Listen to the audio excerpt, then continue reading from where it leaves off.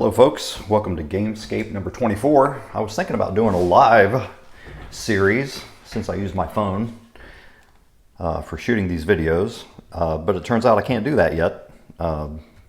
So I will just keep recording them and then uploading them the old-fashioned way. So what am I doing here? It's been a while since I've done a Gamescape video. And the career campaign guide's been a very exciting release for us, and I thought it'd be fun for me to kind of walk through a career on my own. People can follow along and get an idea, maybe take some ideas from what I'm doing to apply to their own campaigns, and maybe it will help crystallize some of the concepts in the guide. Maybe it'll fill in some of the gray areas because with a guide such as this, you can't cover everything, and the reality of the boxing world is much bigger than something that can be distilled into a 40 pages of charts. So, having said that, what I did is I used the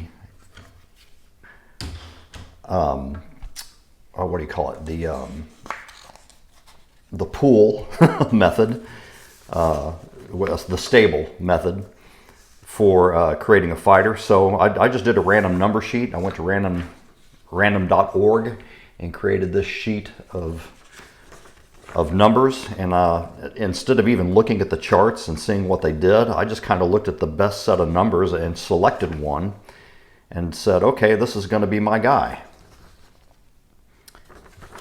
Set that aside. So who is my guy? My guy is Tommy McBride, and he walks into my gymnasium and says he's from the mean streets of Louisville, Kentucky, that is, and so he wants to learn how to fight. He wants to be a real pro fighter. And so I'm like, okay, what do you got, kid?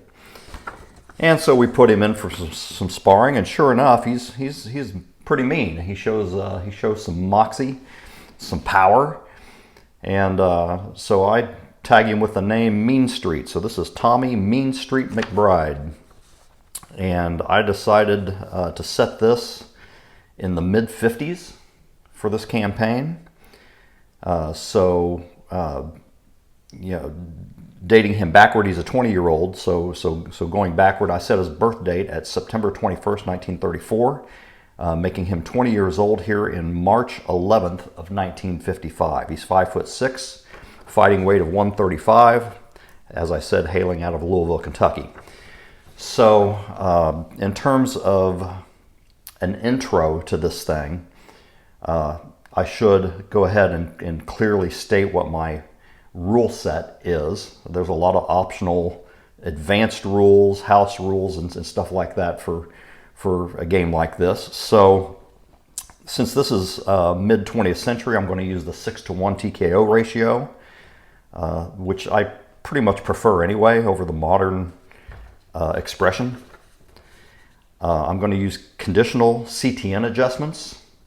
That means the adjustments that come from staggers and stuns, knockdowns and staggers rather. So 4-point punches and knockdowns on this part of the advanced charts or advanced options.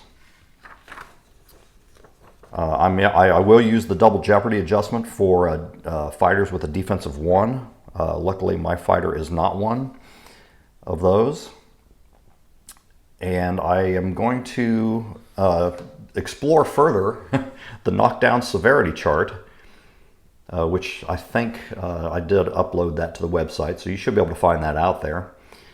And this takes a little bit different approach to the willpower check. So it compares the power of the fighter causing the knockdown to the willpower of the fighter that has been knocked down to determine not just if he gets up, but the severity of the knockdown. So you can have 5-point knockdowns and 4-point knockdowns, as opposed to every knockdown being a 6-pointer. And that sort of, models the aspect of like a flash knockdown, where a guy goes down to a knee for a second or two and pops right back up and shakes it off. Not all knockdowns are in reality equal. So let's give this a go for this campaign.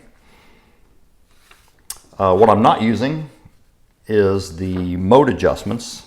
So these adjustments at the top of the mode cards, I'm gonna go without those, which is pretty typical for me.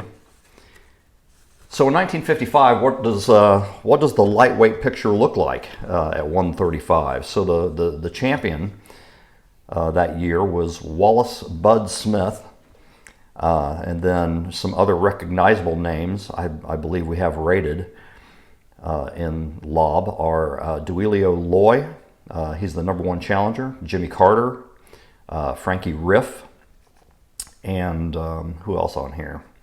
Kenny Lane down there at #8.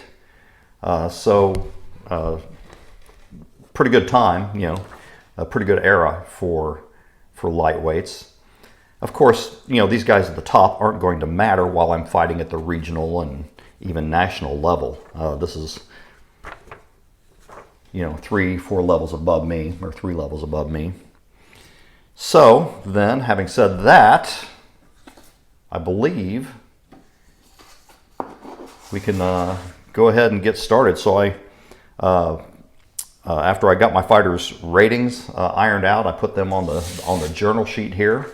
Rolled a couple opponents, and this is March 11th, 1955, with Tommy Mean Street McBride making his pro debut in Louisville versus another local fighter by the name of Jamie Rose. Jamie Rose is tactical, perhaps a little tentative with his control. Not so good defensively for a tactical fighter. Pretty typical at this level. He's got low numbers across the board, and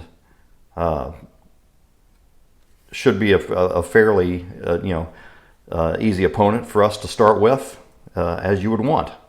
My fighter, just for a bit more detail, he has a control rating of 4 and 4, that is, physical and tactical. His defense is 2, his power is 6, so he can bring it. Durability is pretty average, slightly above average at this level, 5. His chin is 5, his cut rating is 4, and a will of 6. His finisher, he's a bit tentative there, -1. He is a dirty fighter. We call him Mean Street for a reason, right? He has 16 endurance points. He has a little bit of elusive in his game, which is pretty good for a physical fighter, a young physical fighter.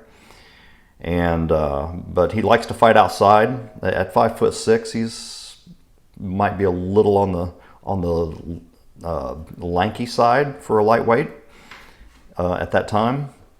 Let's see. He has a little bit of inside in his game, and then quite a bit of pressure. So outside and pressure are his primary modes, and they are equal at 8 points apiece. His favorite punches are the straight punch for his knockdown punch, his power punch, and then he also likes a hook that he'll add on. So there we go. Let me see how much time I've got on this video so far. That is almost 10 minutes already.